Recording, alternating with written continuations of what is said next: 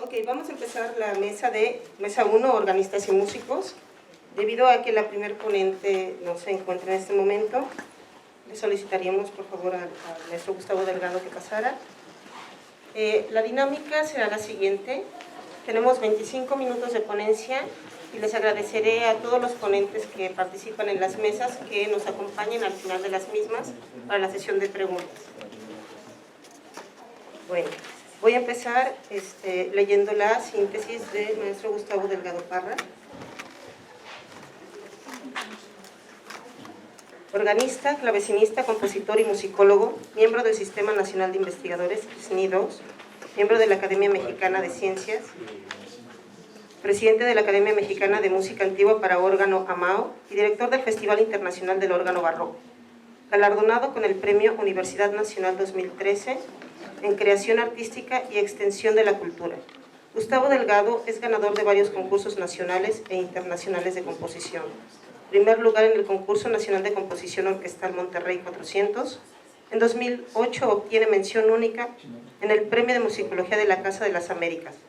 Profesor de la Facultad de Música de la UNAM y en la Escuela Superior de Lima. Doctorado en Musicología, cum laude, por la Universidad Politécnica de Valencia, España, obteniendo además el Premio Extraordinario de Tesis Doctorales en 2009. Realizó estudios de posgrado en órgano y música antigua en la Hogeschool Board de Kunst Utrecht y el Swelling Conservatorium de Ámsterdam. Entre sus principales profesores se encuentran Gustav Leutnar y Tom Brockman. Ha sido responsable y coordinador de varios proyectos de restauración de órganos históricos mexicanos. Como concertista y conferencista se ha presentado prácticamente por toda Europa, Estados Unidos, Asia y México. Ha publicado numerosos libros, entre otros la edición crítica de las obras para órgano de José de Torres y Martínez Bravo, al puerto 2 volúmenes, y coeditor de las obras de música de Antonio de Cabezón, 4 volúmenes. En 2008 realizó una estancia postdoctoral en la Facultad de Música de la Universidad de Oxford, adscrito al Queen's College. Gracias. Bueno, como pueden ver ustedes en el programa, bueno, antes que nada quiero agradecer justamente al comité organizador por la oportunidad de estar el día de hoy con ustedes en este cuarto coloquio. Creo que es un evento pues, importantísimo en el ámbito del interés que despierta el estudio y la conservación de los órganos históricos en México. Entonces, bueno, el tema del que yo voy a hablar el día de hoy es sobre las obras de José de Torres. José de Torres y Martínez Bravo, 1670-1738.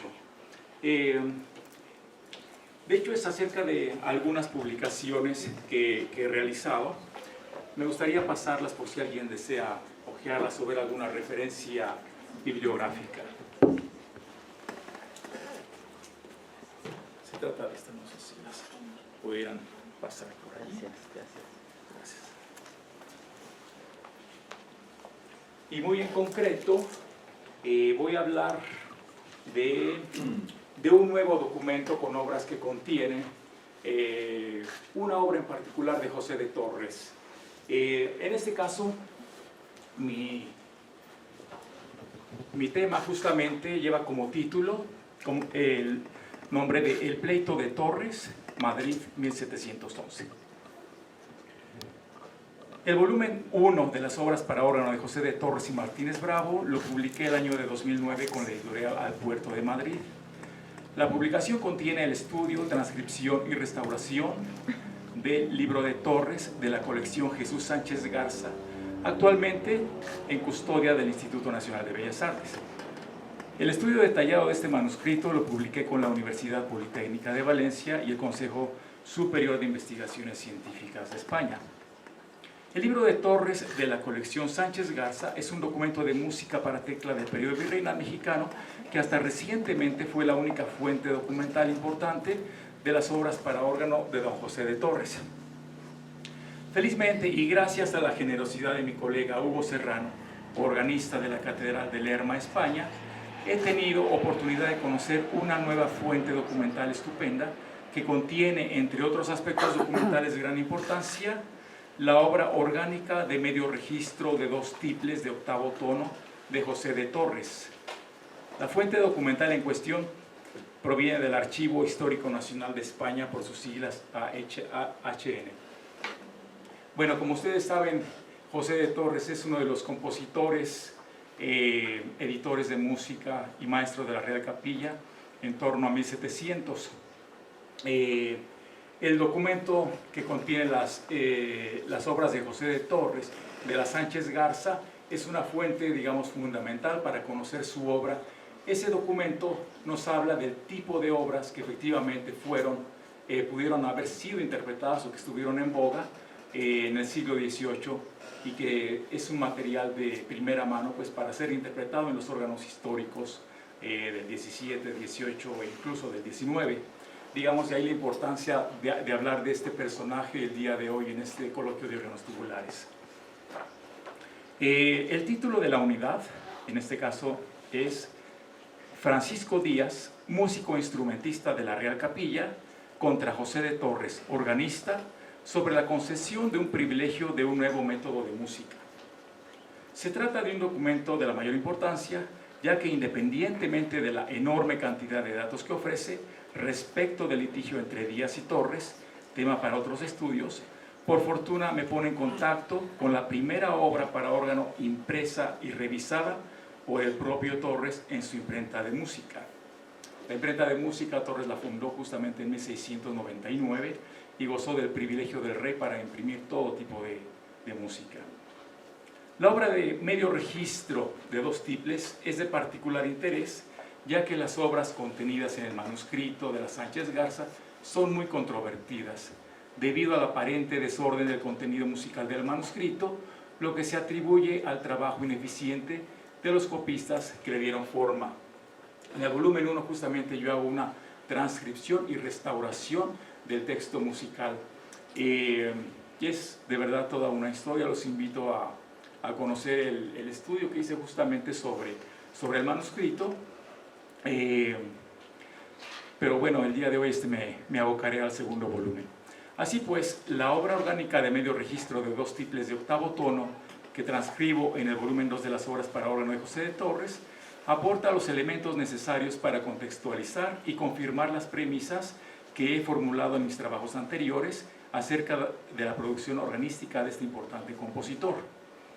Asimismo, el documento del pleito de Torres del AHN brinda información muy importante acerca de las formas de escritura musical y su evolución a principios del siglo XVIII en el mundo hispánico, ya que contiene, entre otros aspectos relevantes, ejemplos de nuevas propuestas de escritura musical simplificadas, entre comillas, y de fácil entendimiento, argumentadas por Francisco Díaz de Guitián, clarín de la Real Capilla, de donde surge el alegato en cuestión, pues este último pretende obtener un privilegio para imprimir música a partir de un nuevo modelo inventado por él, el cual, desde luego, Torres impugnaría. A continuación cito un fragmento de la hoja 13 del documento, que a la letra de don Felipe de Alcocer, representante de Díaz Guitián, dice así: la oposición hecha por dicho don José de Torres conceder a mi parte, es decir, a Díaz Guitián, la licencia que tiene pedida para tener imprenta en su casa de la nueva figuración de música que ha inventado. Sin lugar a dudas, el alegato da testimonio de un desencuentro de proporciones cruentas entre José de Torres y Francisco Díaz de Guitián. Sin embargo, el pleito de Torres es solo la manifestación ya abierta y contundente de las fuertes diferencias que se gestaban tiempo atrás entre ellos y que se manifestaron abiertamente el año de 1709, un año antes del inicio del pleito ante el Consejo de Castilla, cuando Guitián publicó su memorial sacropolítico y legal, folleto de 24 páginas que hace patentes una serie de malos entendidos, principalmente con José de Torres, quien tenía el monopolio de las ediciones musicales a través de su imprenta de música. Las divergencias llegaron a tal extremo que el año de 1714 Guitián intentó apuñalar a Torres, lo que le costó su carrera, habiendo sido suspendida su plaza el 23 de marzo de 1715. En la entrada dedicada a Joseph de Torres en el Diccionario de la Música Española e Hispanoamericana, Begoña Lolo señala que en 1714, y por razones poco precisas, Torres fue apuñalado por el clarín de la Real Capilla, Díaz de Guitián. Ahora se puede conjeturar con certeza que el móvil del intento de homicidio fue provocado por las fuertes diferencias que tuvieron desde largo tiempo atrás, surgidas en buena medida por la negación del privilegio solicitado por Guitián al rey para tener imprenta de música.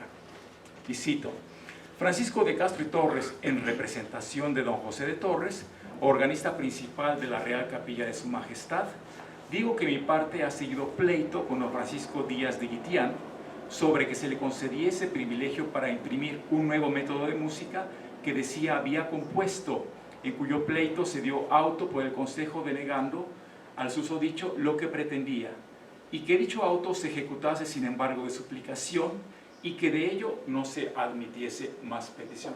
Es decir, Guitián no tuvo éxito en este litigio. Desde la publicación de su memorial, Guitián ya pide ayuda al rey para poder introducir un sistema propio de enseñanza de la música a través de números. Sin embargo, en el citado documento no da detalles del sistema propuesto, lo que ha hecho pensar a algunos musicólogos que dicho sistema quedó en una mera utopía. Cosa que ciertamente no es cierta, pues el documento del pleito de Torres del AHN contiene lo que hasta hoy es el único testimonio de la existencia del nuevo método y nueva figuración de Guitián. El pleito de Torres es un documento muy rico en información relevante acerca de nuevas formas de escritura musical y sus nuevas formas de ser estampada en la imprenta a principios del siglo XVIII en el mundo hispánico, como la que propuso Díaz Guitián, pero también las que planteó don Joseph Vicente Hernández Llana, quien luchó, al igual que Guitián, por obtener el privilegio del rey una vez fallecido Torres. Veremos justamente cómo don José Vicente Hernández Llana, a la muerte de Torres, solicita al rey tener el privilegio de imprimir toda suerte de música y de hecho de continuar con la vida de la imprenta de música fundada por don José de Torres. El documento del pleito de Torres se puede dividir de manera muy general en dos etapas. La primera etapa, los documentos que contienen los testimonios del pleito de Torres fechados entre 1710, 1711, 1712 y 1715. Una de las prerrogativas del Consejo de Castilla en el pleito de Torres fue la de solicitar la presentación de una misma obra musical con caracteres y figuras diferentes con la intención de cotejar la efectividad del nuevo método de Guitián. Para cumplir con ello, Díaz Guitián, a través de Felipe de Alcocer, su representante, se vale de la cantada humana Hijo de la Espuma de don Antonio Literes, que había sido impresa por el propio Torres en la imprenta de música, y, por otro lado, la misma obra, pero escrita con los caracteres del nuevo método de Guitián. Esta feliz coincidencia, gracias a la cual se recupera una estupenda obra de Literes en edición de José de Torres, también permite establecer contacto con el único testimonio gráfico de esa nueva figuración, ideada por Guitián en su nuevo método. Estos documentos musicales provienen de la primera etapa. Y bueno, quisiera que vieran brevemente algunos ejemplos de estas dos formas de escritura y de estos dos documentos que justamente está poniendo en la mesa el defensor de Díaz Guitián, para decir que el método de Guitián es más eficiente que las formas de imprimir música de José de Torres. Bueno, esta es la portada de la cantada humana de la Serenata del Retiro, que se cantó a sus majestades, Hijo de la Espuma, de don Antonio Literes. Nos encontramos que justamente esta es la forma de escritura que presenta Díaz Guitián, como la forma, digamos, más corriente establecida por don José de Torres en su imprenta. En este caso se trata de una cantada. Aquí tenemos la parte del solo, en este caso la parte del tiple, y después aquí tenemos la parte del bajo continuo, justamente, y después acá tenemos el facsímil de lo que es justamente esa nueva forma de escritura que propone Díaz Guitián, y que considera él que él debe de ser el que debe tener el privilegio de imprimir toda suerte de música en esta nueva forma de escritura. En este caso, pues como pueden ver ustedes, es una forma de escritura a base de números, diría yo, basado bastante en la tradición de las tablaturas españolas. Tenemos aquí la parte del solo, la parte del tiple y después la parte del continuo. Esto meramente como ejemplo para que ubiquemos de qué estamos hablando. La segunda etapa de este documento del pleito de Torres, sorprendentemente la última parte del documento, está constituida por una nueva solicitud para obtener un nuevo privilegio para imprimir música. En este caso la petición hecha por Joseph Vicente Hernández Llana, quien solicita el privilegio el 25 de julio de 1743. En estos documentos ciertamente Torres ya no figura en primera persona, pues había muerto 5 años atrás, en el año de 1738. Sin embargo, en estos se hacen frecuentes alusiones a Torres y a su imprenta de música, pues todo parece indicar que Hernández pretendía recuperar para sí mismo y con las mismas características el privilegio que Torres tuvo en vida. En la página 86 del documento se puede leer lo siguiente: 25 de julio de 1743, con memorándum de Joseph Vicente Hernández, de que se le concede el privilegio de poder estampar y grabar todo género de obras de música. Se acordó pasar a la vista del fiscal.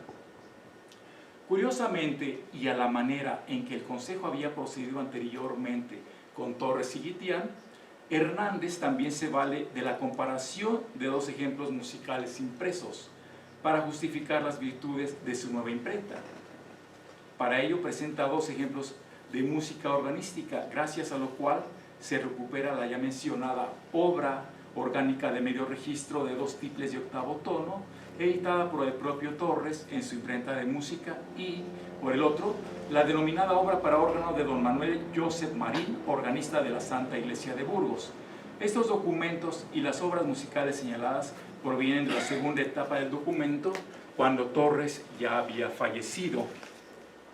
Y aquí están justamente los ejemplos que presenta Hernández Llana, argumentando por qué su manera de imprimir música es más eficiente que la del fallecido Torres. Y para eso pone como ejemplo justamente la obra de 2 tiples de octavo tono de Torres, y aquí pueden ver ustedes justamente pues una partitura, digamos, para órgano, la única al día de hoy, efectivamente, pues con todos los detalles controlados por el editor y compositor José de Torres.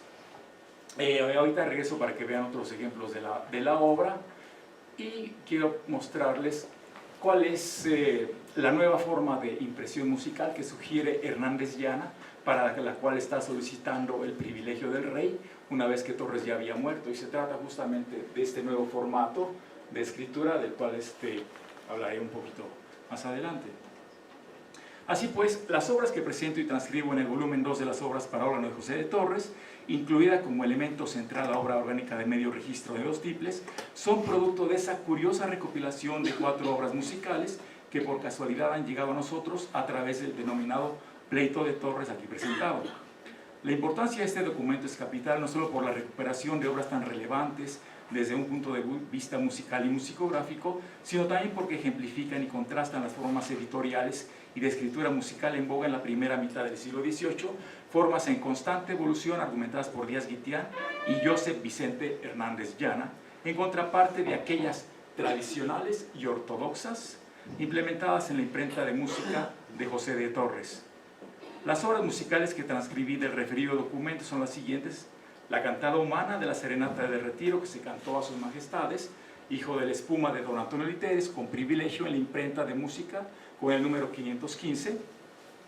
La misma obra de Literes, pero transcrita por Díaz Guitián con su nueva figuración, nuevo método.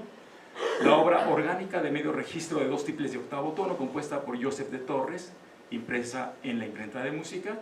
Y la obra de órgano de don Manuel Joseph Marín, organista de la Santa Iglesia de Burgos, estampada por Joseph Vicente Hernández. La obra contiene 2 himnos, un Beni Creator Spiritus con 2 cantos llanos y un Ave Maris Stella. Referente a la obra estampada por José de Torres, la obra orgánica, podemos ver que su disposición gráfica corresponde a una forma cada vez menos en boga en el siglo XVIII, y que es justamente aquella en forma de partitura, distribución de las voces sobre 4 pentagramas, claves de fa en cuarta, las voces de bajo y de tenor, y de sol en segunda para las voces de tiple primero y tiple segundo, según la extensión de las voces. Cada página contiene 3 cuádruples sistemas de líneas, con excepción de la primera página, la cual contiene el título diplomático y 2 sistemas de líneas. La pieza está compuesta por 4 secciones denominadas partidas, primera, segunda, tercera y cuarta. Ya el puro título de la obra deja ver la primera característica formal de la pieza, al señalar que se trata de una obra de registro partido para 2 tiples. Se trata de una pieza de música concebida para realizar 2 voces de solo o glosa en forma de diálogo entre el tiple 1 y el 2, en la mitad superior del teclado, y el acompañamiento en la opuesta.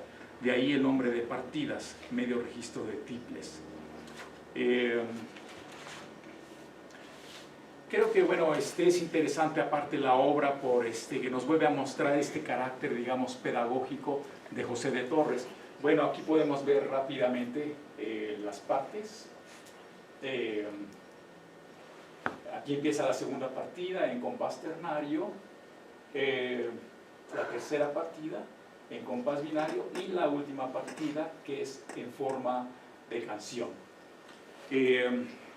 La obra orgánica de medio registro de 2 tiples de Torres es un excelente ejemplo del espíritu pedagógico del maestro de la Real Capilla, pues se trata a todas luces de una obra que fue escrita con toda la intención de ejercitar de forma práctica al estudiante de música en las tareas de la composición, la práctica organística y la teoría musical, tareas docentes que él mismo llevaba a cabo en la formación de nuevos tañedores y compositores al interior de la Real Capilla.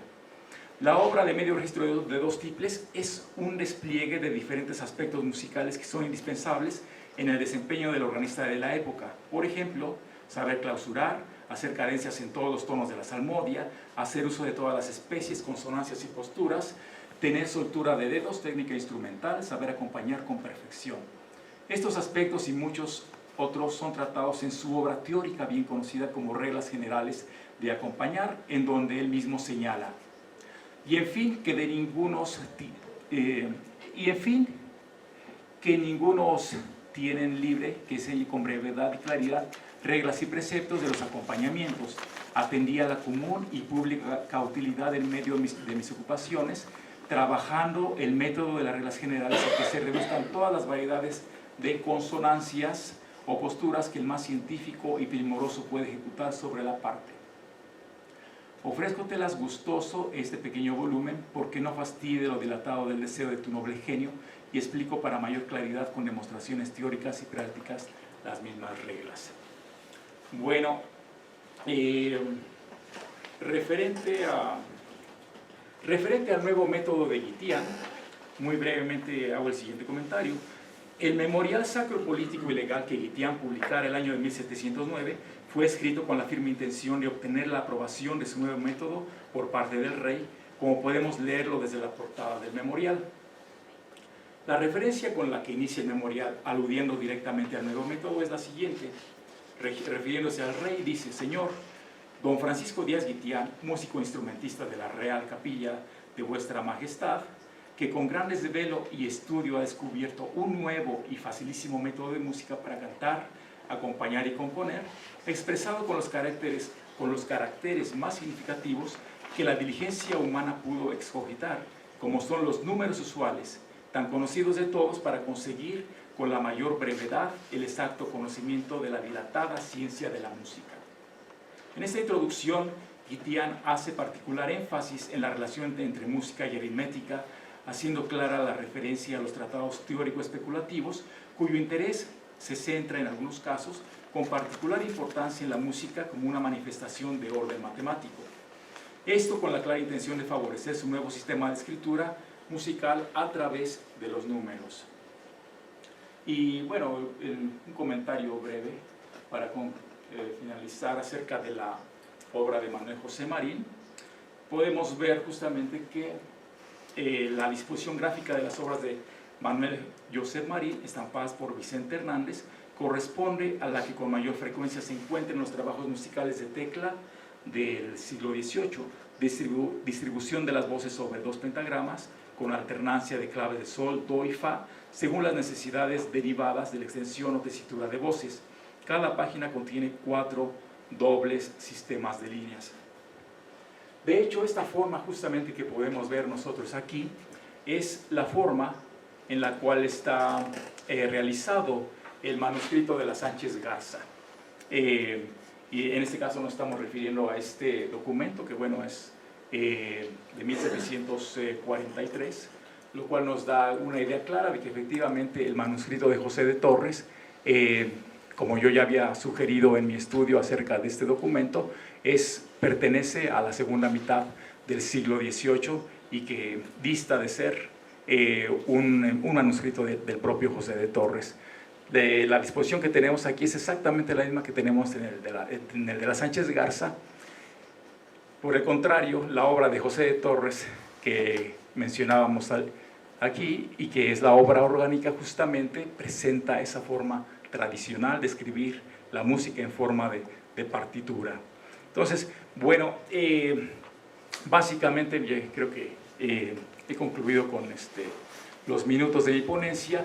Quería poner de manifiesto este segundo libro de José de Torres que publiqué con la editorial Al Puerto. Los invito pues a conocerlo más de cerca. Se trata sin lugar a dudas de un repertorio pues fundamental para poder implementarlo en la interpretación de la música en los órganos históricos mexicanos, y pues por ahora agradezco su atención.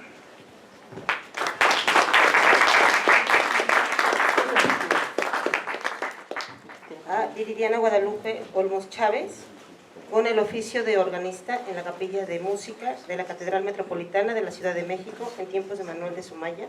Olmos Chávez, egresada de la licenciatura en Historia en la Facultad de Filosofía y Letras de la Universidad Nacional Autónoma de México. Obtuvo el título con la tesis El Magisterio de Manuel de Sumaya, 1715 a 1739. Cursó una maestría en Historia por la misma universidad y está en espera de la fecha de examen para la obtención de grado.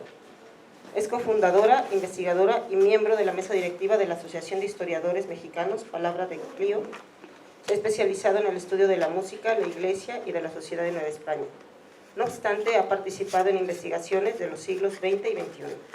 Desde el 2003 ha publicado diversas reseñas, artículos y capítulos en libros para diversas casas editoriales. Como conferencista y ponente ha sido invitada por la Universidad Nacional Autónoma de México, el Instituto Politécnico Nacional, la Universidad Autónoma de México, la Escuela Nacional de Antropología e Historia, el Instituto Nacional de Antropología e Historia, la Universidad del Valle de México, la UCM y otras tantas instituciones. Y bien, vamos a empezar. El oficio de organista de la Capilla de Música de la Catedral Metropolitana de la Ciudad de México en tiempos de Manuel de Sumaya. Vamos a comenzar con un breve antecedente para que podamos ubicar de qué personaje vamos a hablar. El siglo XVIII fue escenario de diversos sucesos que lo han caracterizado a lo largo de su historia. La Ciudad de México era la urbe más grande y populosa del continente americano. Su sociedad se encontraba plenamente conformada. Sus instituciones, como la Iglesia, lo demuestran. En la vida diaria, la Iglesia impuso lineamientos a través de la educación, la liturgia eclesiástica y la Inquisición. Esta imponía los valores preponderantes y vigilaba su cumplimiento. En pocas palabras, la Iglesia logró determinar todos los aspectos de la sociedad, incluyendo el arte musical. La música utilizada en la Iglesia era conocida como música sagrada, pues fue creada para la celebración del culto divino. Tan importante lo era en la Nueva España que cada iglesia catedral y muchas de tipo parroquial llegaron a tener un grupo de músicos destinados a embellecer el culto divino, agrupados en lo que se conocería como capilla de música. Ahora bien, los representantes de la música catedralicia se dividían en dos partes. Por un lado, se encontraban los responsables de la creación musical, como era el chantre, el sochantre y los restantes maestros. Y por el otro lado, sus intérpretes. Bueno, aquí podemos ver precisamente cómo está formada esta capilla. El chantre, el sochantre, el maestro de los mozos, el maestro de capilla y el maestro de escoleta. El día de hoy ahondaremos en el oficio de organista. Cabe aclarar que estos han sido los protagonistas más preciados de esta diversidad polifónica que se llama instrumental y que alcanzó un singular relieve y un puesto de distinción dentro de la programación de la polifonía vocal. Su plena madurez dignificó con su arte determinados espacios litúrgicos en calidad de solistas. Antes de ello, cabe aclarar que estuvo obligado a tocar los órganos todos los días festivos y siempre que el cabildo o el obispo lo requiriere. La siguiente imagen que estamos viendo nos da una idea de cómo iba a ser este estudiante de órgano, cómo se tenía que ver ante catedral. La erección de 1534 ya contemplaba la figura de organista encargado de acompañar el canto llano y la polifonía. La importancia de este instrumento era tal que incluso con anterioridad a esta fecha consta la existencia de un organista, Juan de Alcalá, el primer organista documentado de la Catedral Mexicana. Uno de los primeros acuerdos que regula la participación del organista está fechado en 1563 y permite conocer que su presencia era obligatoria. Todos los días de primera y segunda dignidad, primeras y segundas vísperas y procesión y misa en las octavas solemnes, los 3 días principales, misas y vísperas y el día de la octava. Todos los domingos del año, primeras y segundas vísperas y procesión y misa con todos los domingos de Adviento, septuagésima y cuadragésima. Si no fuera cuando hubiere procesión del sacramento, que ha de tañer a ella todos los sábados que se rezare Nuestra Señora misa. El organista tenía varios cometidos fundamentales: acompañar el canto llano y la polifonía, para lo cual debía conocer las reglas de transposición, improvisar contrapuntos sobre el canto llano y figurado, e interpretar piezas a solos como versos o tocatas en determinados momentos de la liturgia, oficio, misas, fiestas, etc. En las celebraciones o festividades importantes debía lucir cualidades de gran tañedor, ya como solista, ya como ejecutante del acompañamiento de las obras, que componía en la mayoría de los casos el maestro de capilla. El organista Pedro Pablo Vázquez fue un ejemplo de ello, pues se decía que tocaba suelto todo género de tocatas, así como versos de todos los tonos con sus favordones, tientos de mano derecha y mano izquierda de llenos. El organista catedralicio tenía otras 2 obligaciones inherentes a su cargo: la enseñanza del instrumento a niños infantes y el cuidado y mantenimiento del instrumento. En relación a la primera función, el sueldo del organista no contemplaba inicialmente la enseñanza del instrumento. Sin embargo, el cabildo elegía a uno de los organistas activos, a quien, tras pactar las condiciones, se comprometía a dar clases a los infantes con intereses hacia el instrumento. Ahora bien, ¿cuánto ganaba un organista? Bien, en los periodos que estamos viendo a continuación, el periodo de Manuel de Sumaya abarcará de 1715 a 1739.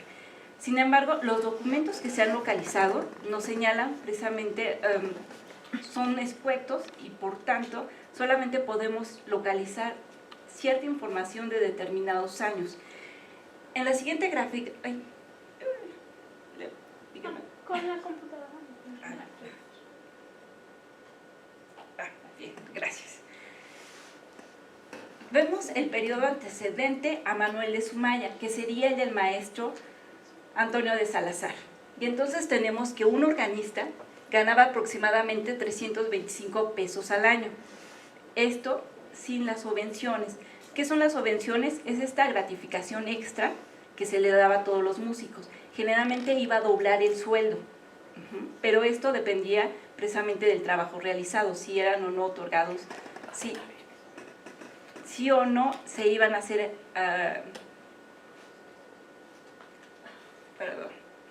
merecedores de ese favor.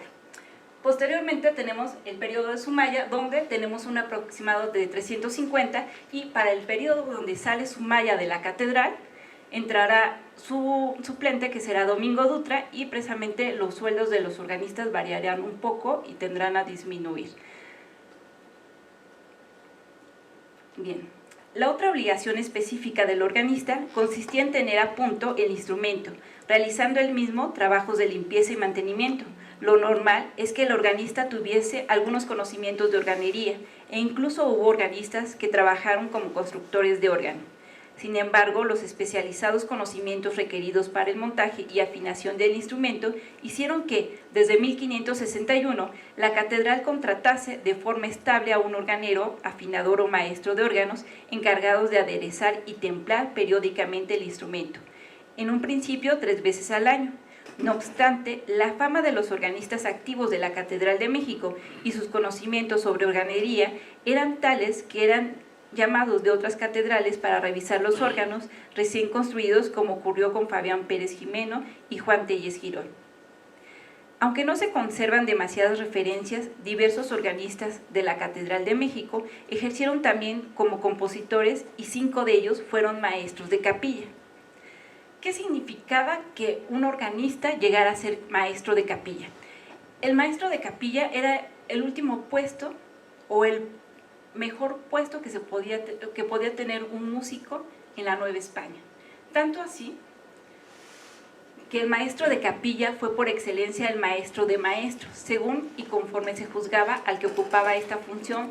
Sobre él se centraban, y cito lo que dice José Estrada, todas las miradas del mundo musical del territorio de la Nueva España, atento a las indicaciones que en el arte sacro y popular hacía la mano docta del primer músico de la capital. Cuando el maestro opinaba sobre música, descubríanse las cabezas y un gesto de asentamiento manifestaba la complacencia de quienes se acercaban a aquella máxima autoridad en demanda del consejo. Era tan grande la significación que este puesto tenía que nuestros antepasados lo resumían en esta sentenciosa frase: el maestro de capilla tiene que ser un compendio de la ciencia musical, de suerte que lo que un músico ignore, el maestro debe saberlo, y lo que otro sepa, el maestro no lo ignore. Tenemos entonces que la formación del organista era rígida y estaba encaminada a que fuera el mejor alumno de la catedral para en un futuro poder llegar a obtener el puesto de maestro de capilla. No obstante, también hay que mencionar que el organista no era el músico ejemplar, pues también sería el introductor de música profana en los recintos eclesiásticos. Como ejemplo, tenemos que en 1698 se mandó notificar al organista de Juan de Esquivel que trate de estudiar lo que le enseñe don José de Idiáquez, asistir y aprovechar en ello y no tocar zarambeques ni sones profanos, sino los 8 tonos propios del canto. En cuanto a la cantidad de organistas que debía haber en la capilla de la Catedral de México, su número varió a lo largo de los siglos. En general, durante el siglo XVI, la capilla de música solo mantuvo un organista. Ya en el siglo XVII, su número aumentó a 2 organistas, pero solo uno sería el titular, mientras el otro tendría el nombramiento de segundo organista, también llamado sustituto o ayudante. A finales del siglo XVII y hasta la primera mitad del siglo XVIII habría de 3 a 5 organistas, 2 serían titulares, 1 ayudante y de 1 a 2 aprendices. Sin embargo, la historiografía nos ha hecho perder muchas veces los nombres de estos organistas. Entre 1715 y 1739, que es el periodo que nos ocupa para el magisterio de Manuel de Sumaya, ellos serían los organistas. Serían Juan Tellez Girón, que permanecería de 1700, pero junto con Pérez Zamora estuvieron ininterrumpidamente al servicio de la capilla. Dichos personajes reflejarían lo que otros estudios institucionales coloniales han señalado como la autorreproducción. O sea, que son músicos que se formaron dentro de catedral, que crecieron, que trabajaron para catedral y que formaron a otros músicos para seguir dentro de la misma catedral. De ahí en fuera, podemos ver a otros músicos que permanecieron entre 3 en diversos años, como el caso de José de Idiáquez. Él no es que haya decidido irse de catedral. Este músico en especial fallece, sin embargo estuvo durante todo el magisterio de Antonio de Salazar y permanece y apoya a Sumaya durante sus primeros años. Y, por ejemplo, el caso de Félix Sáenz de Izaguirre sale de la catedral precisamente para ocupar un puesto de mejor remuneración en otra catedral. Y básicamente eso es lo que podríamos observar sobre el magisterio. Ahora bien,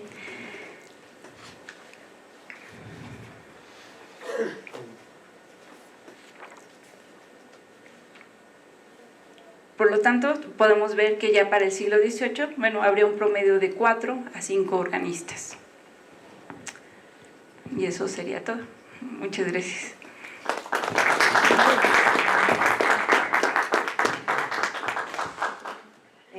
Guadalajara, Jalisco, 1974. Maestro en etnomusicología por la Universidad de Guadalajara. Es autor de los libros Aires de Guadalajara, Historia del órgano tubular en la capital de Jalisco. Ha sido becario del Programa de Apoyo a la Creación y el Desarrollo Artístico de Conaculta y del Consejo Estatal para la Cultura y las Artes. Es miembro del Departamento de Estudios Históricos de la Arquidiócesis de Guadalajara y miembro fundador de la Asociación Francisco Godínez Morales, Asociación Civil, y la Asociación Cultural Domingo Lobato. Ha participado como ponente en diferentes congresos y actividades académicas organizadas por instituciones como el Centro Nacional de Investigación, Documentación e Información Musical Carlos Chávez, CENIDIM, el Instituto Nacional de Antropología e Historia, la Universidad de Guadalajara, la Universidad Autónoma Metropolitana, el Museo de la Ciudad de Guadalajara, el Ayuntamiento de Guadalajara y las asociaciones de las que forma parte. Es articulista del diario El Informador y colaborador del programa Sonata Radio de Radio Universidad de Guadalajara en Lagos de Moreno. Es profesor del Departamento de Música y del Centro Universitario de Tonalá, de la UDG, así como coordinador académico de la maestría en etnomusicología de la misma casa de estudios. ¿Sí me escuchan? Gracias. Muy buenos días. Muchas gracias por la oportunidad de estar en esta cuarta edición de este coloquio tan importante, que yo creo que, bueno, para todos en lo personal y quienes hemos tenido la oportunidad de estar desde el principio, pues habremos visto cómo esto va avanzando, se va enriqueciendo, y algo que pues podría parecer difícil, ¿no? Porque podremos recordar desde realmente la primera edición este espacio como algo bien conjuntado, como algo fuera de cualquier improvisación, y algo que se ha venido dando ya de una manera ordenada, bien dirigida, y que, bueno, creo que ha dado resultados claros y se ha conformado como un espacio interesante precisamente para la discusión de todas estas ideas. Bien, pues el tema que tengo hoy parte de una necesidad, ¿no? De referirnos a ese correcto acercamiento a la música, ¿sí? Por parte de los intérpretes, que sabemos que depende en buena medida de la comprensión del hecho musical, que es algo que se aborda constantemente desde un punto de vista que creo o considero yo insuficiente, ¿no? Los simples patrones técnicos, historicistas, que dejan de lado muchos aspectos, ¿sí? Referentes a la interpretación, que podrían ser aquellos que aporten verdaderamente sentido a una interpretación, ¿no? Inteligibilidad en todo caso. Esto se acentúa en estilos de música, ¿sí? Que además están condicionados de alguna manera por la desaparición de significantes y lazos contextuales, en el caso particular de la música antigua, ¿no? Música de 2 o 3 siglos, y creo que esto en algún momento llegó a alcanzar la propia interpretación de la música de Bach, cuando es revalorada, que se hace en un primer instante pues bajo los patrones del romanticismo, ¿no? De la interpretación romántica. Es algo de lo que después tuvo que soltarse ya con algunos trabajos. Bien, ¿de qué se trata esto? De evidenciar, de ojalá llegar a inculcar ese interés por analizar la partitura como esa simple parte superficial de numerosos detalles determinados en algún momento por diferentes motivaciones expresivas y funcionales del texto musical, ¿sí? Que pueden revelar estos requerimientos interpretativos. Para esto me referiré en concreto al caso de los tientos de falsas, y el análisis propuesto pues es de tipo semiótico musical, apoyado por apreciaciones de tipo fenomenológico, para entender sus características en todo sentido, y para también hablar de la manera en la que pues contribuyó este tipo de composiciones como un espacio sí, para la flexibilidad, para la plasticidad de la propia enunciación musical. Se recurre a la fenomenología para atender a esto por la manera objetiva en que estudia los hechos que regulan los materiales sonoros, ¿sí? Los cuales no se vuelven música, sino hasta que evolucionan en función de la conciencia, tanto de quien les crea como de quien les escucha, ¿sí? De esta manera la fenomenología no estudia los materiales per se, sino que se interesa por el camino que siguen dentro de la conciencia humana, a fin de revelar una tipología del terreno musical. De esta manera también será posible explicarnos por qué es el órgano, este instrumento dentro del cual se puede dar una experimentación de este tipo. En cuanto a los aspectos sincrónicos, ya entrando en materia, encontraremos que pues, durante los siglos XVI y XVII los tientos se erigen como este espacio distintivo de la práctica musical española para órgano. Sobre su origen, bueno, sabemos o conocemos diferentes teorías. Se puede hablar de una especie de adaptación del Ricercare, de la tocata cromática. Lo cierto es que tenemos un tipo de composición musical, ¿sí? Derivado de técnicas contrapuntísticas muy específicas que tienen sobre todo la oportunidad de que se pueda manifestar la figuración, la disminución, el estreto, las variaciones rítmicas y la propia imitación polifónica hecha de manera estricta. En específico, el tiento en un primer momento va encontrando lugar para manifestarse mejor de acuerdo a las características idiomáticas de los instrumentos de tecla y en particular del órgano. Ya lo encontramos aplicado a la tecla, el tiento, pues en el libro de Cifra Nueva de Luis Venegas de Nestrosa, donde se recopilan ya varios de estos puestos para este tipo de instrumentos.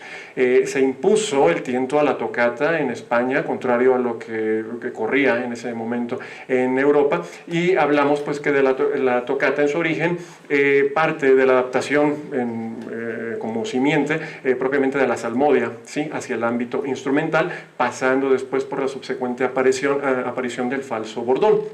En cualquier caso, todos estos rasgos estilísticos de las primeras tocatas tuvieron una apropiación en el tiento ibérico, y ahí podemos observar el virtuosismo, los pasajes fugados, las secciones separadas, y sobre todo tenemos una libertad formal que no se da en la tocata, que es característica del tiento, que ha hecho que algunos autores como Murray Bradshaw, me parece muy interesante esta definición que cito, define la tocata como una especie de ente excéntrico, perdón, al tiento como una especie de ente excéntrico obstinado en el particular mundo del pensamiento musical de su autor, ¿sí?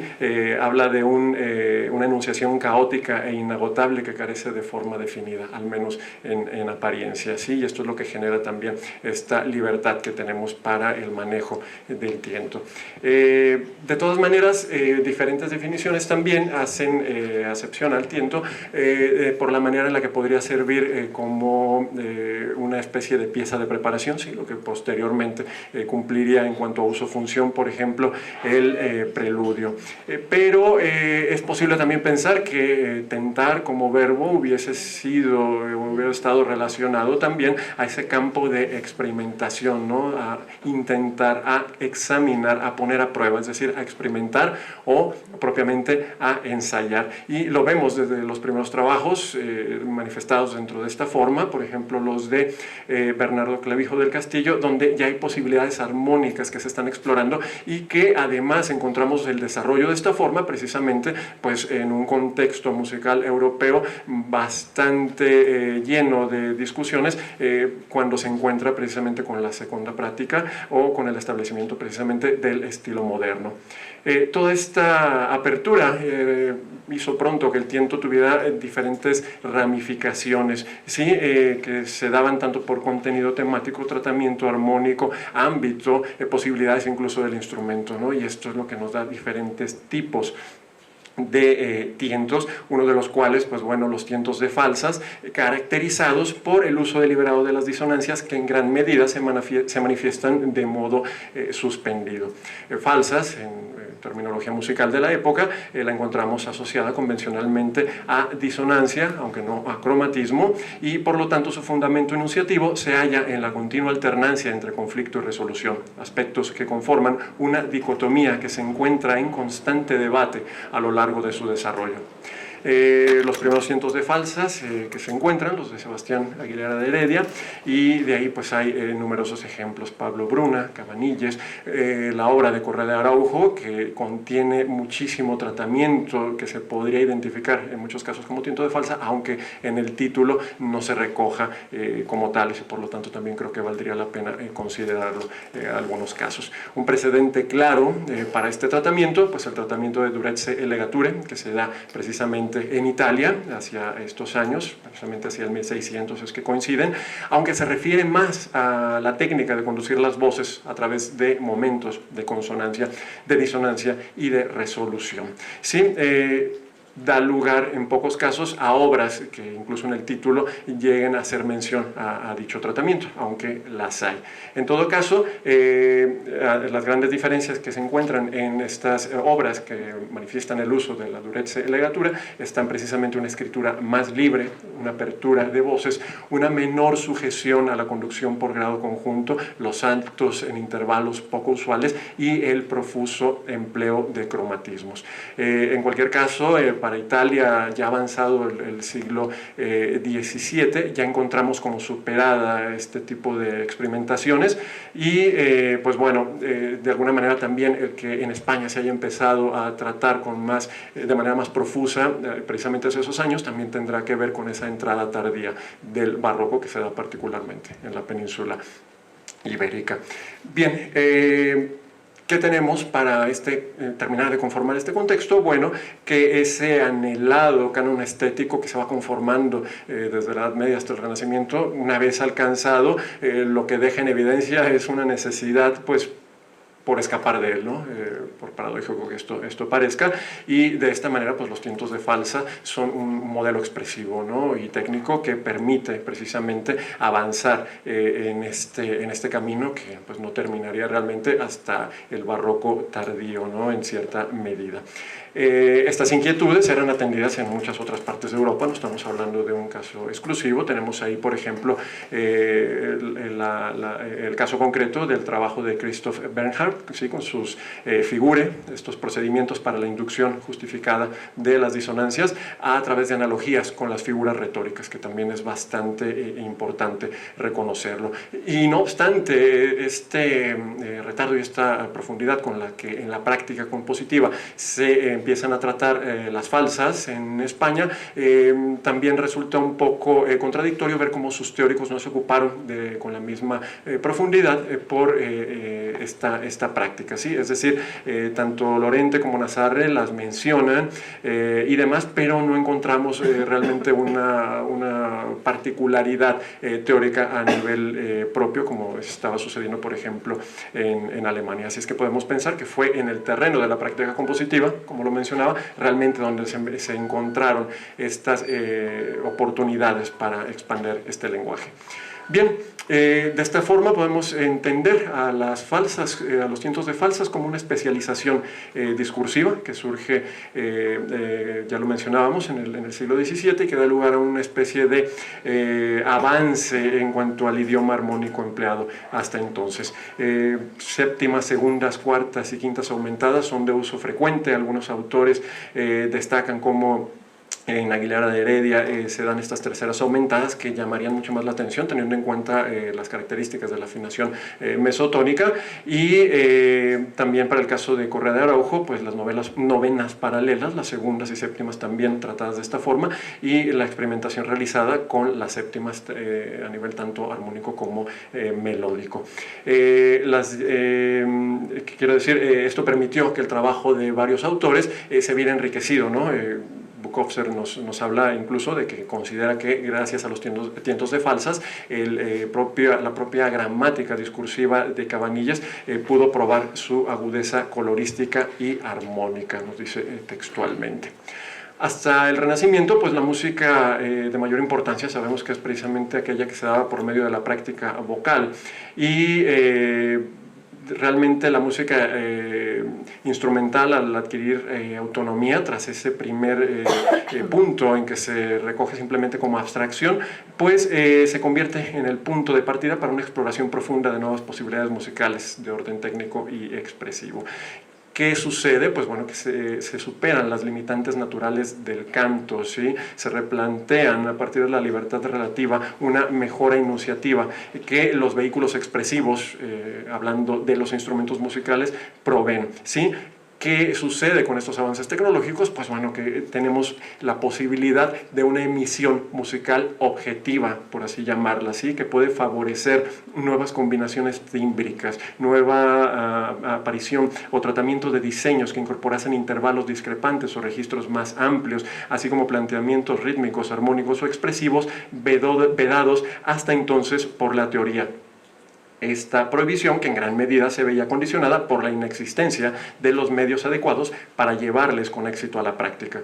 Por lo tanto, el tiento y posteriormente el tiento de falsas pudieron consolidar sus planteamientos gracias precisamente a las posibilidades que ya brindaba en ese entonces la organería ibérica, que transitaba desde su etapa gótica hacia la barroca, que es, como sabemos, donde obtuvo este mayor esplendor y esta particularización.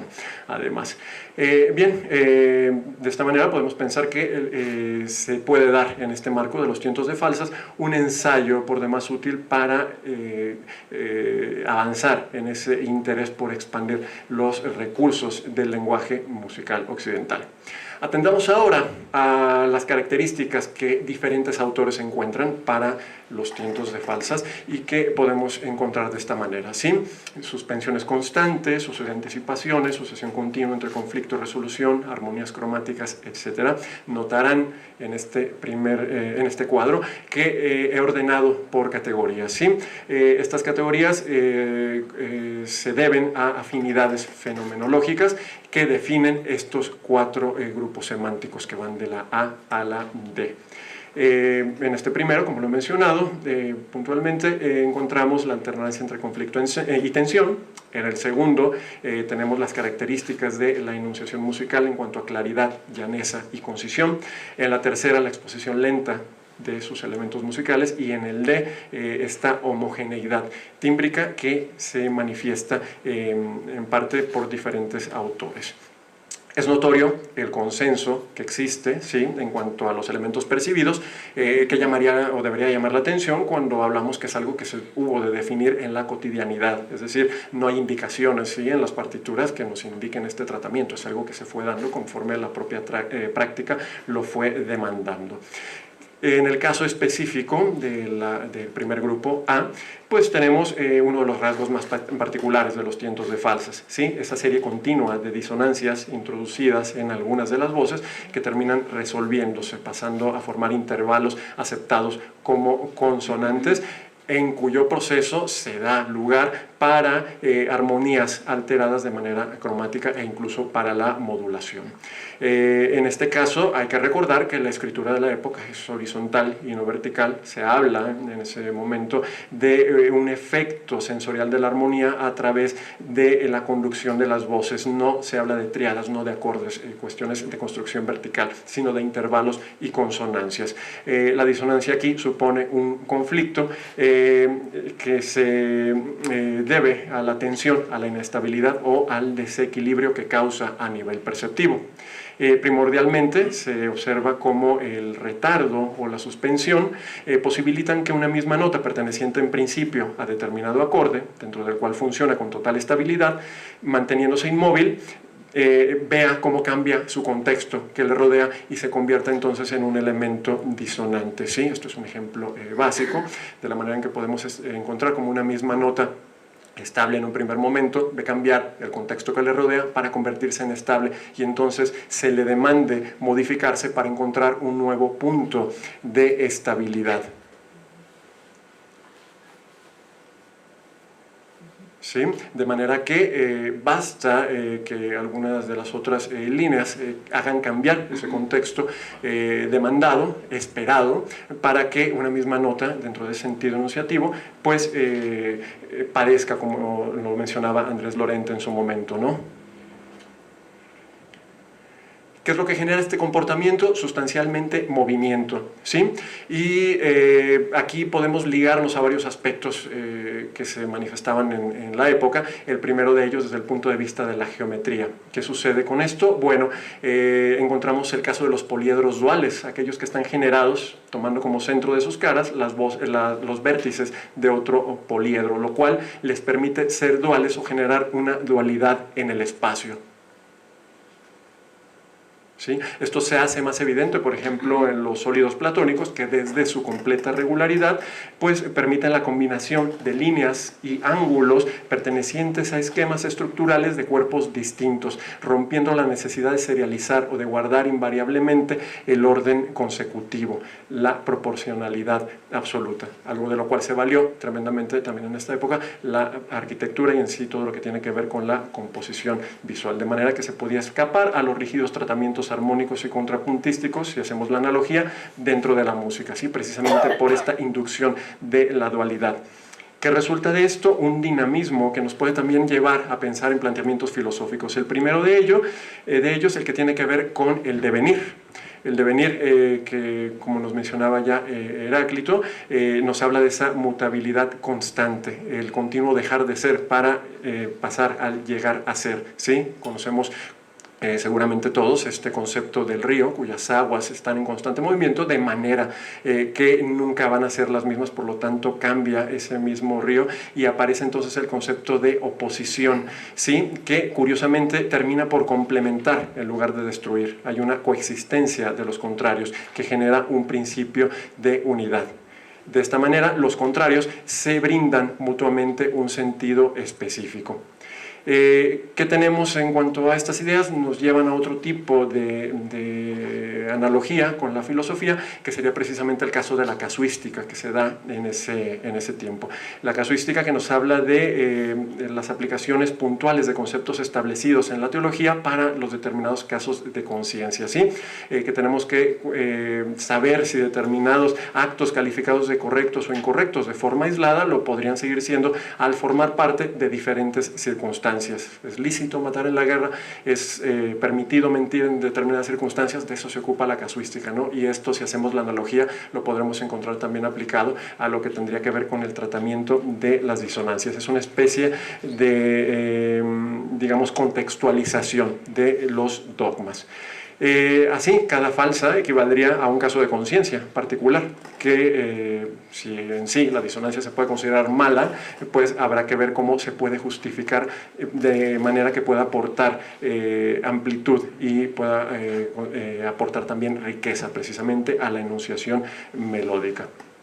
¿Qué tenemos para el segundo grupo? Lo veíamos anteriormente, pues precisamente claridad, ¿sí? Si tenemos ya un conflicto tan marcado para la percepción, ¿sí? Si tenemos una ruptura de expectativas en cuanto al comportamiento armónico y melódico, lo más que se puede ofrecer al oyente es en contraste claridad, de manera que pueda percibir precisamente centrar su atención en la necesidad de ir generando nuevos códigos interpretativos que serán ajenos a los automatismos dentro de los cuales estaba acostumbrado a ir recibiendo precisamente la música. Hablamos de una codificación a nivel más consciente, una codificación constante que tiene que obligarse a realizar, en este caso, diferenciada para lo que habríamos encontrado de manera convencional. Esto nos lleva a la siguiente categoría, que es la que delimita el carácter pausado de los tientos de falsas y que se explica de la misma manera, ¿sí? El oyente necesitará más tiempo para alcanzar una comprensión interpretativa ante la ruptura de las expectativas que ya estaban marcadas, ¿no? De esta manera el tiempo también se convierte en un generador de forma, ya que se puede considerar una realidad física que define las condiciones bajo las que los vectores sonoros tratan de unirse. Y en este sentido vemos también este punto que tiene que ver con la uniformidad, ¿sí? ¿Por qué uniformidad? Porque hay que tratar de mantener el resto de los componentes tímbricos, sobre todo, que son los más complejos de admitirse, aquellos que tienen que ver con la estructura, con la variabilidad del tiempo y de la métrica en un sentido completamente estable, de manera que lo que tengamos en un primer plano pues sea precisamente aquello que tenga que ver con el correcto manejo de ese nuevo lenguaje que se está proponiendo. Bien, la aproximación fenomenológica planteada ha permitido develar ciertas variedades en cuanto a las funciones de las propiedades técnicas y expresivas encontradas en las estructuras de estas piezas. Esto puede explicar cómo en algún momento se pensaba que habían sido escritas realmente para ser utilizadas en el repertorio litúrgico en el momento, por ejemplo, de la elevación o de otros puntos de solemnidad. Y esto simplemente por un carácter pausado que no se sabía bien cómo explicar, ¿no? Se hablaba de una sensación sombría, de una estabilidad absoluta que se confundía con una necesidad de piedad, de contemplación, cuando es evidente que sus características musicales eran las que demandaban dicho comportamiento que se estaba malinterpretando. Hay que recordar que las innovaciones encontradas en los tientos de falsas invalidan las reglas heredadas del Renacimiento y que, bueno, en este ámbito hay que ver que tiene que ver con esa búsqueda de ruptura que ya se manifestó, se estaba dando en el resto precisamente de las manifestaciones artísticas. Se hace posible plantear la obra contando con que el material sonoro, en tanto fenómeno físico de tipo objetivo, podrá ser manipulado para lograr su organización deseada con mayor efectividad. En cualquier caso, el análisis presentado encuentra sustancialmente que la aportación de estos tientos no fue lograr una justificación ni una aceptación de las disonancias para ampliar posibilidades de expansión-compresión de la melodía, sino que, por paradójico que parezca, fortaleció el lenguaje tonal. ¿Por qué? Porque lo enriquece, lo hizo madurar, participando con ello en la decisión evolutiva que vivía entonces la música occidental. Esto se logró a través de esa dicotomía consonancia-disonancia. ¿Sí? Eran elementos que se necesitaban mutuamente, pero cuando predominaba el tratamiento estricto dado a la consonancia, a la rigidez canónica, se daba un desequilibrio que producía mensajes tan estables que eran entendidos como simples o áridos, lo cual se fue resarciendo con la aparición de ejercicios expresivos como los tientos de falsas. ¿Sí? En ellos la estabilidad exigida en las normas adquiere interés, se justifica y se ve afirmada por la oposición directa de la tensión, que a su vez adquiere funciones específicas que aportan plasticidad a los elementos que intervienen en la construcción del lenguaje musical. Por último, y más allá de las explicaciones obtenidas, deben valorarse nuevamente las pistas que en cuanto a la interpretación se han venido obteniendo gracias a la aplicación de la fenomenología. Chirividake marcaba al respecto que una correcta interpretación no aspira a la obtención de la belleza, ¿sí? Sino que esta belleza debería ser entendida como una etapa previa para alcanzar la verdad. Es decir, para poder escapar a la impresión emocional que nos da la música, que es simplemente el punto de conexión inicial que nos hace interiorizar en la propuesta y conflictos que forman todo fenómeno musical. Muchas gracias.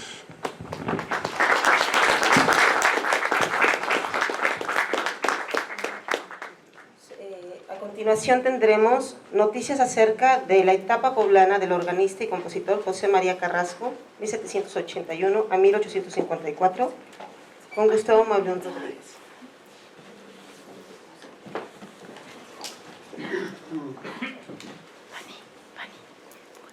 Gustavo Mauleón Rodríguez, originario de la ciudad de Puebla, inició estudios musicales en el coro de infantes de Nuestra Señora de la Defensa de la Catedral de Puebla.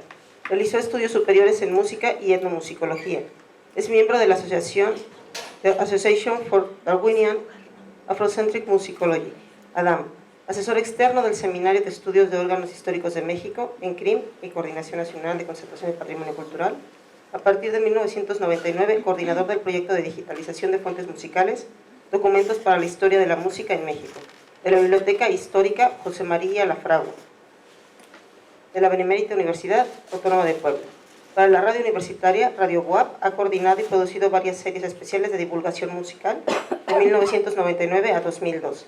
Es autor de diferentes artículos especializados, entre otras publicaciones, Catálogo de órganos tubulares históricos del Estado de Puebla, en 1997, Catálogo de órganos tubulares históricos del Estado de Tlaxcala, 1999, coordinador del libro Juan Gutiérrez de Padilla y la época palafoxiana en 2010. Como editor, ha publicado facsímiles de varios tratados históricos de música práctica y teórica de los ámbitos hispánico e italiano. Ha sido curador de diferentes exposiciones de música histórica internacional con la Biblioteca Histórica José María Lafragua de la UAP. ¿Sí se me escucha?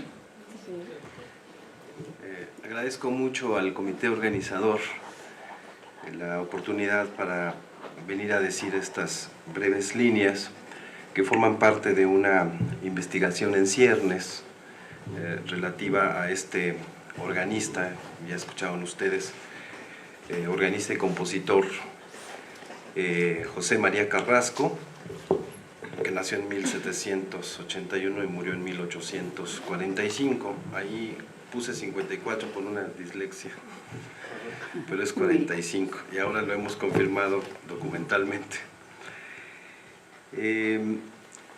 Ojalá podamos llegar al 5º coloquio el próximo año en vista de la situación alarmante en la que se encuentran los presupuestos culturales.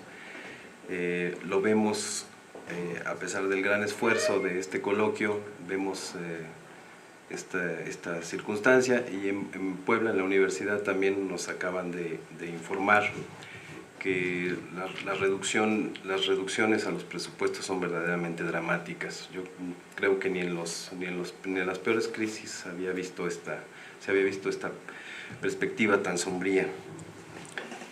Una tarea urgente en la investigación musicológica es la revisión de las biografías de músicos mexicanos que llegaron a la literatura desde la perspectiva de la historia positivista, creándose en muchas ocasiones verdaderas leyendas en torno a los personajes o perfiles exaltados que la mayoría de las ocasiones llegaron a ser canonizados por la historiografía moderna. El trabajo de archivo y con ello novedosos hallazgos documentales ha mostrado que, en efecto, existen grandes lagunas y omisiones en esas historias que nos pueden llevar a revelaciones insospechadas, muy necesario para una perspectiva diferente, por lo menos más objetiva, de esos maestros y de su quehacer profesional, es estas nuevas búsquedas de información. El celebrado organista mexicano José María Carrasco, digo celebrado porque ha merecido pues ya más de 150 años de biografías.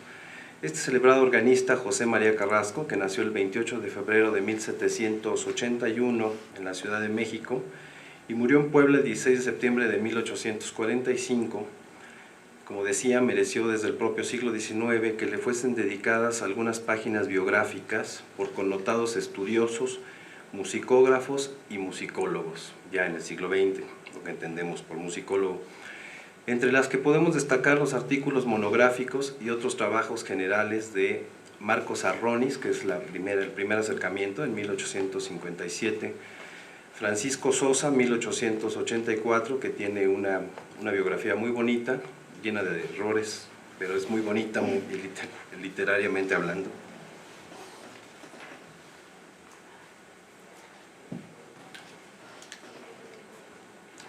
Francisco Sosa, decía yo, en 1884. Antonio García Cubas, por supuesto, 1901. Rubén M. Campos, 1928, este musicógrafo que han canonizado ya la musicología aquí en la Ciudad de México. Otto Mayer Serra, 1947. Y Jesús C. Romero, 1952 y 1954. Tiene dos acercamientos magníficos, los de Jesús C. Romero en 1952 y 54.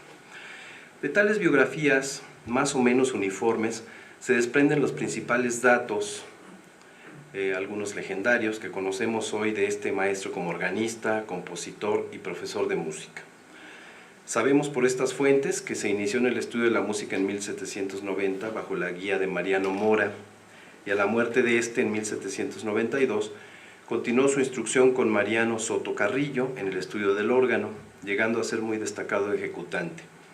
Se señala que apenas contando con 13 años de edad obtuvo la plaza de organista de la Catedral de Valladolid, Morelia, Michoacán, en la que a la par de otros estudios de violín ya era maestro de su instrumento muy joven, subrayando que a esa corta edad llegó a ser profesor del infante José Mariano Elízaga, quien, como todos sabemos, sería un músico importante, muy importante de su tiempo. Estamos haciendo el recuento de lo que se ha dicho, ¿no? Sobre la etapa poblana de Carrasco, se nos dice que en 1799 ganó la oposición a la plaza de primer organista de esta nueva catedral, relevando a José María Villegas, también que ocupó dicha plaza en 2 ocasiones. Se destacan estas biografías que en plena guerra de independencia había fundado su propia academia de música, un poco exaltando su heroísmo, ¿no? Por fundar una academia en tiempos de crisis, y que llegó a ser miembro honorario de la Sociedad Filarmónica de Puebla, que había sido fundada en 1839. Se menciona también que llevó a cabo la publicación de cuadernos de ejercicios y cartillas de música, tiene una obra pedagógica, podríamos decir, relativamente importante, y como compositor realizó obras de carácter litúrgico y paralitúrgico, así como una marcha dedicada a Iturbide. En el caso de esta marcha es una cuestión curiosa porque quien ha tocado el tema de la marcha Iturbide de Carrasco, se olvida que Carrasco no estaba en la Ciudad de México, estaba en la Ciudad de Puebla, y que Iturbide también entró primero a la Ciudad de Puebla. Entonces suponemos nosotros que la marcha fue para la entrada de Iturbide a la Ciudad de Puebla. Bueno.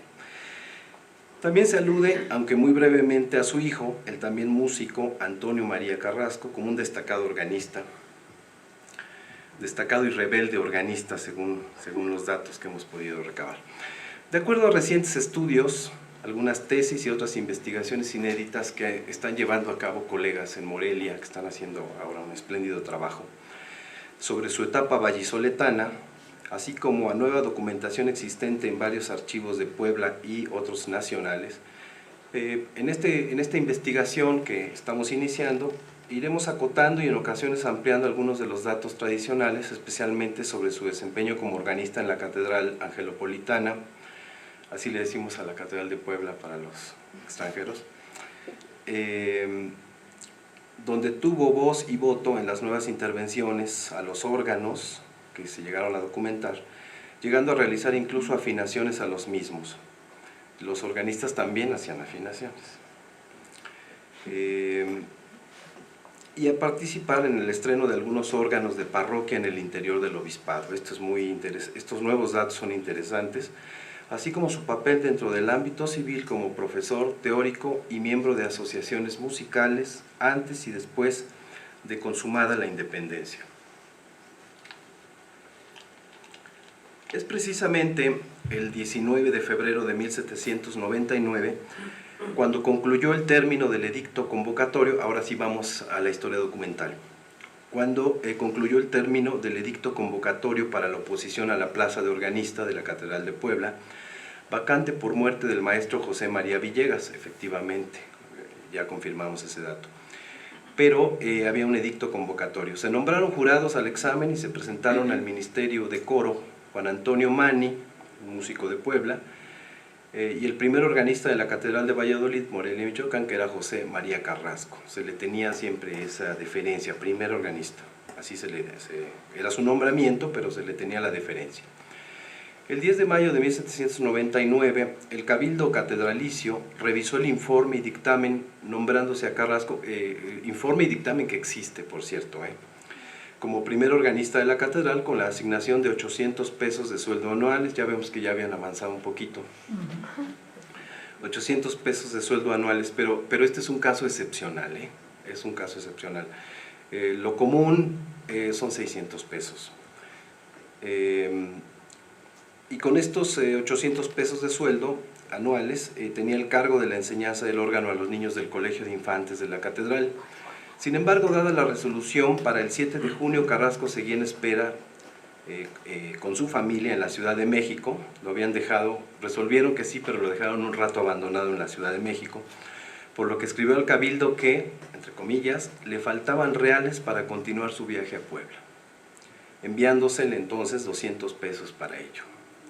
Su primer aumento de sueldo fue otorgado en 15 de julio de 1800 a sugerencia del arcediano, que constó de otros 200 pesos. Vean, poco tiempo ya está ganando 1000 pesos anuales provenientes de la fábrica, algo excepcional para un organista de principios del siglo, de finales del siglo XVIII.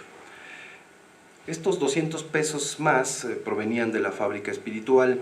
Es importante empezar a estudiar estas partidas, sobre todo cuando tenemos todo un sistema económico administrativo complejo en las catedrales, de que los contadores tienen que juntar dineritos de varias partidas para pagar. Aquí evidentemente le tocaba a la fábrica espiritual, que era de la partida económica donde salía el pago de los músicos.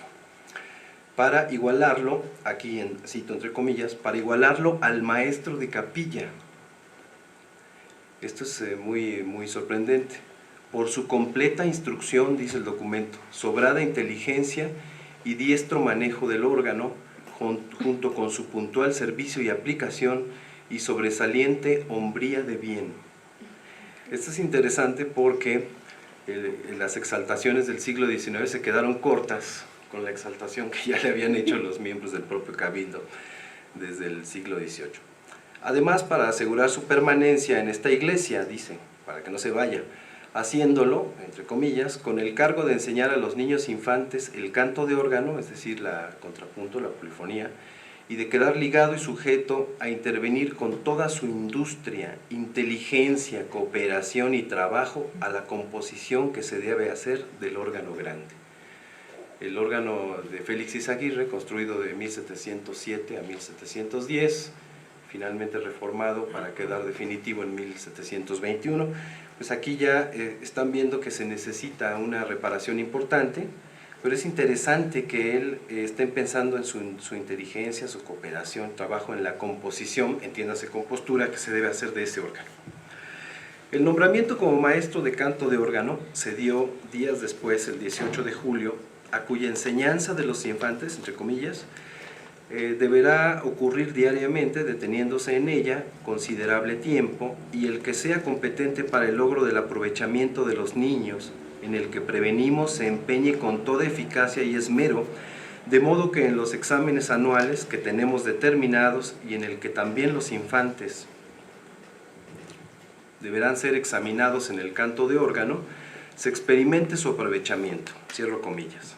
Asimismo, lo nombraron para que junto con el maestro constructor de órganos que fuera nombrado, todavía no sabían quién, interviniese en su compostura, poniendo y aplicando esto es entre comillas, poniendo y aplicando a esto toda su inteligencia, industria, ocupación, bueno, es lo mismo. Todo ello según las instrucciones y la vigilancia del chantre.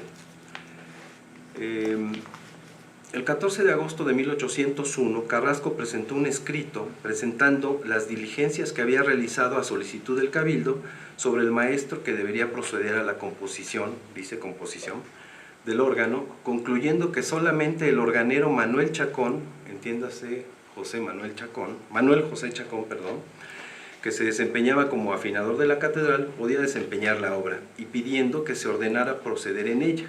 Se acordó que el chantre revisara el informe de Chacón sobre el estado del órgano para su resolución. El informe existe.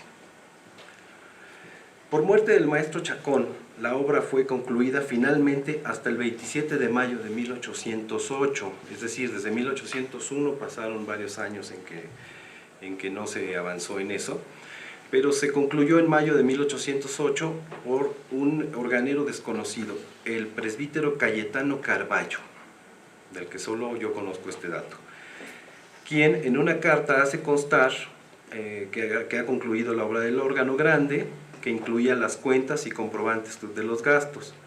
El Cabildo consideró que era necesario que se regulase la gratificación a dicho eclesiástico, además era un presbítero, el trabajo invertido, así como la que había de darse al organista Carrasco, entre comillas, que ocurrió al arreglo del órgano y la asignación de un segundo fuellero para los días en que se usase el mismo órgano. Acordaron que se pase el expediente al chantre para que se informe, cierro comillas. El Cabildo realizó el expediente, aunque no tenemos este expediente, sí tenemos el contrato que se hizo de Carballo. Esto es interesante. El contrato no tiene mayores especificaciones más que la obligación para hacer la obra. El Cabildo revisó el expediente sobre dichas gratificaciones el 10 de junio siguiente, en el que consta haberse aprobado la cuenta de los gastos, que ascendió a 1,840 pesos y 4 reales. Era un buen dinero, pero aquí viene lo interesante. Y a Carballo se le gratificó con 3,000 pesos, contra los fondos, igual los fondos de fábrica espiritual y otros fondos de fábrica material. Es decir, el organero está cobrando una cantidad interesante porque se ve que había todo un taller y se ve que se hicieron reformas importantes. 3,000 pesos no era poco, y menos en ese momento, en plena guerra de independencia, cuando además la catedral estaba costeando la fabricación del ciprés que vemos hoy día de Manuel Tolsá, que también requirió de recursos extraordinarios. Yo creo que venían a los liberales y dijeron de una vez vamos a gastarnos el dinero. Que después saquearon la catedral los liberales, aunque lo dije de broma. Se ordenó también que, esto es muy importante, se ordenó desde ese momento que a José Luciano Castro, que era un organero de ahí de Puebla, que trabajaba eventualmente como afinador solamente, el maestro José Luciano Castro, del que se conservan algunos órganos en la región de Puebla y Tlaxcala, se le pagasen 3 pesos mensuales por el trabajo de afinar cualquiera de los 3 órganos. Bueno, no era muy bien remunerado.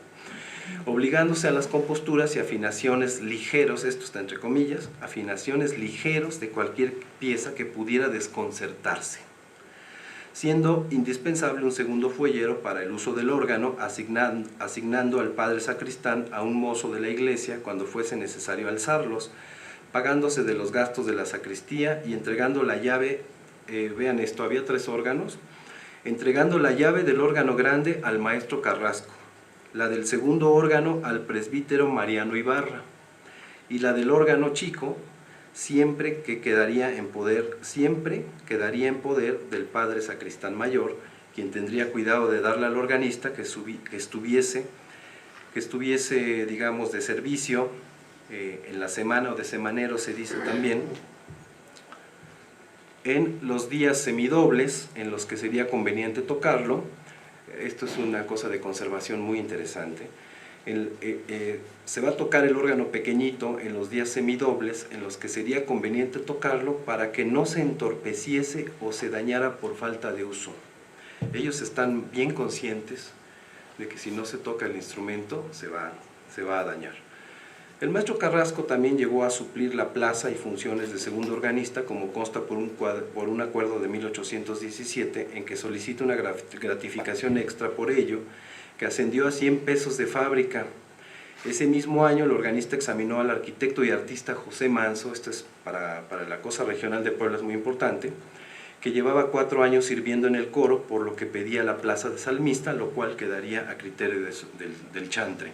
Manso terminó el ciprés de Tolsá en plena guerra de independencia.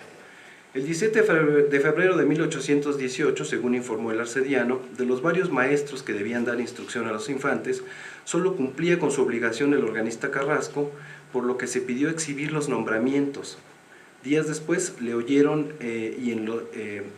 se leyeron estos nombramientos, en los que constaba que el maestro de capilla Manuel Arenzana tenía obligación de enseñar a los niños infantes el canto llano y figurado y canto de órgano en la forma que siempre mandase el chantre, que el maestro José María Carrasco debía instruirlos en el órgano y en el violín Mariano Gallegos, resolviendo que se les notificara de sus obligaciones sin ninguna excepción. Asimismo, un tal Antonio Solo, músico, aparte de sus obligaciones como músico, tenía la de instruir a los niños en solfear y cantar la música del canto de órgano, a tocar el instrumento que cada uno se inclinase, como violín, violón, trompa, clarión, flauta y fagot.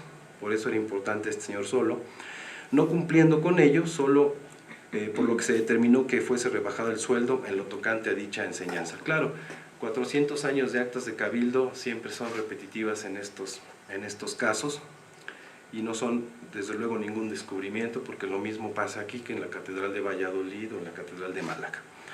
Me voy a ir resumiendo. Tenemos datos de 1820 como segundo organista, de 1823 también suple como segundo organista, en 24 también.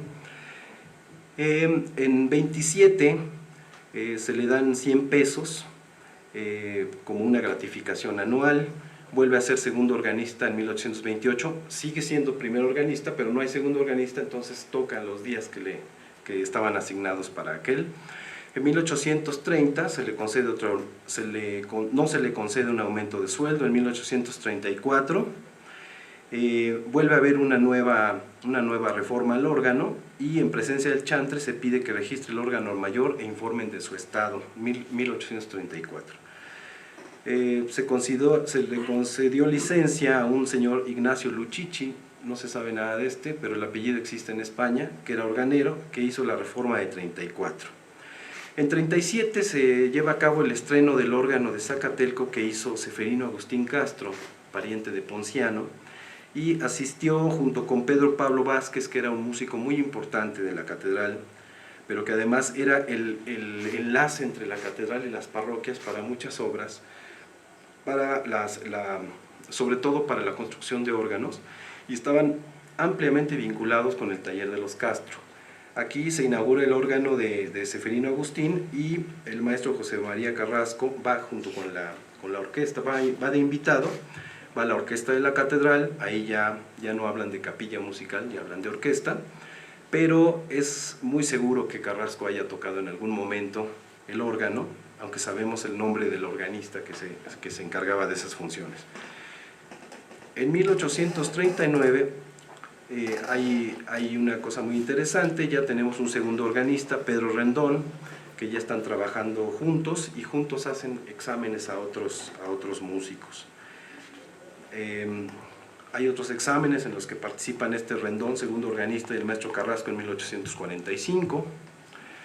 Y ese mismo año muere el 16 de septiembre, pero no se convoca, no sale la plaza convocatoria hasta el 7 de octubre de 1845, y dice el acta a la letra que se fije el edicto convocatorio en esta Santa Iglesia y en la de México, que se provea la plaza de organista vacante por fallecimiento de don José María Carrasco, con término de 30 días y asignación de 500 pesos anuales de sueldo. Obviamente bajaron el sueldo para empezar desde cero y irle subiendo según sus méritos, ¿no? Bueno, se quedó su hijo, le ganó el examen por 12 votos contra un tal Luis Laporta, del que no sabemos nada, que tuvo 6 votos. Rápidamente quiero mencionar que se conocen algunas obras de Carrasco. Ya hablamos de la marcha de Iturbide, pero existen, ya dijimos, algunas obras de tipo didáctico. Algo muy interesante es que transcribió él para órgano música de Ignacio Pleyel.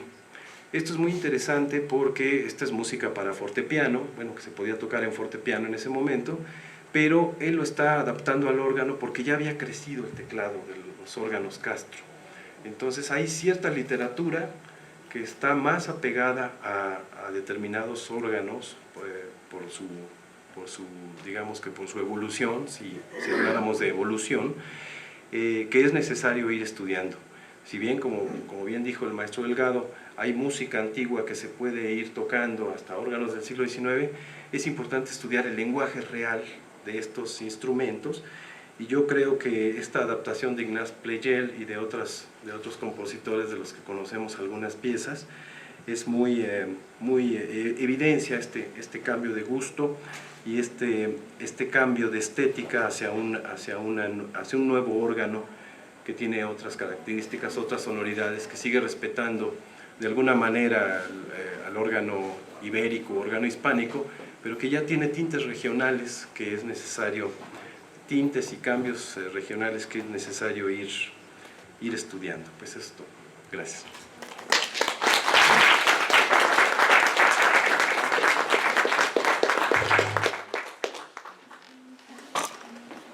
Una pregunta para la maestra Viridiana. Mencionabas dentro de los primeros organistas de la catedral a Juan de Alcalá. ¿Esto lo mencionabas como primer organista a partir de Manuel de Sumaya o como primer organista de la catedral? Bien, como primer organista que se tiene registrado en la Catedral de México. Manuel de Sumaya forma parte del periodo aproximadamente de 1700... olvidé la fecha, pero es a finales de 1600. Manuel de Sumaya nace alrededor de 1680, ingresa a catedral alrededor de los 9 años, que sería alrededor de los 11 años, que sería aproximadamente entre 1990 y 91, que es cuando ingresa a Catedral y a partir de ahí empieza su carrera, primero como Seize, posteriormente como alumno de José Didiáquez, que sería el primer organista de la Catedral. Él se le nombra su sustituto y posteriormente es el sustituto de Antonio de Salazar, que es el maestro de capilla de ese periodo. Con la muerte de Antonio de Salazar sube precisamente se convocan edictos y se le nombra primer maestro de capilla. Dentro de esta duda también hay como una curiosidad. Se menciona anterior a él en las actas de Catedral a Francisco de Orsucci en algunos escritos. ¿Fue anterior a él o fue después? Tal parece que fue anterior a él. ¿Quién? Francisco de Orsucci. Pero ese ya es del siglo XVII. Dentro de la Catedral se mencionó. Sí, pero ya eso ya es muy tarde. Perdón que me meta. Sí. Eso ya es muy Muchas gracias.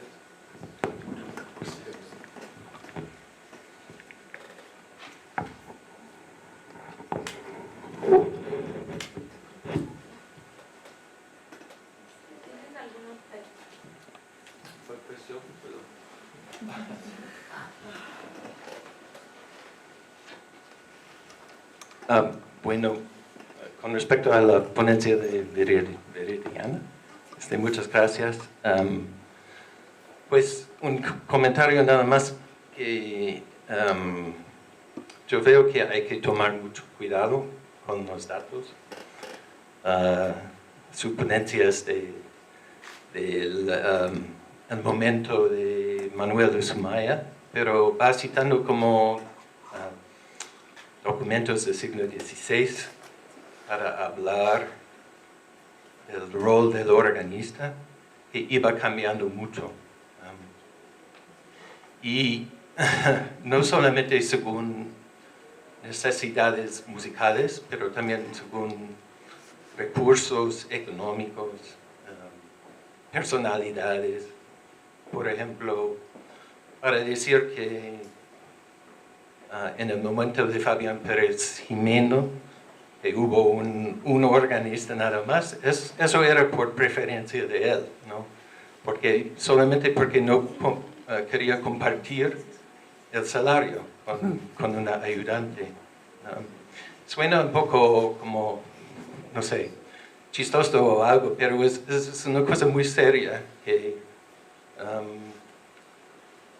el dinero, los recursos económicos, por ejemplo, en el siglo XVI, pues querían tener más órganos, iban incluyendo el órgano más y más, pero según los recursos, ¿no? Pues tenían más que ver con eso, con la música o los deseos, ideales de las personas. Entonces yo veo que es necesario tomar mucho cuidado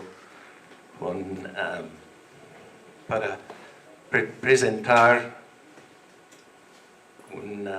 como una tabla de momentos, cuántos organistas hay, para implicar que hay una razón, no sé, musical, o que hay un desarrollo continuo, pues mucho dependía. Y claro, por ejemplo, hay que tener mucho cuidado también con la terminología, porque organista muchas veces quería no decir la persona que tocaba el órgano, pero organero. Entonces, por ejemplo, Félix de Eyzaguirre nunca era organista, era organero. Entonces, pues te felicito para el trabajo, pero siempre hay que contextualizar más y ver la historia más grande de estas cosas.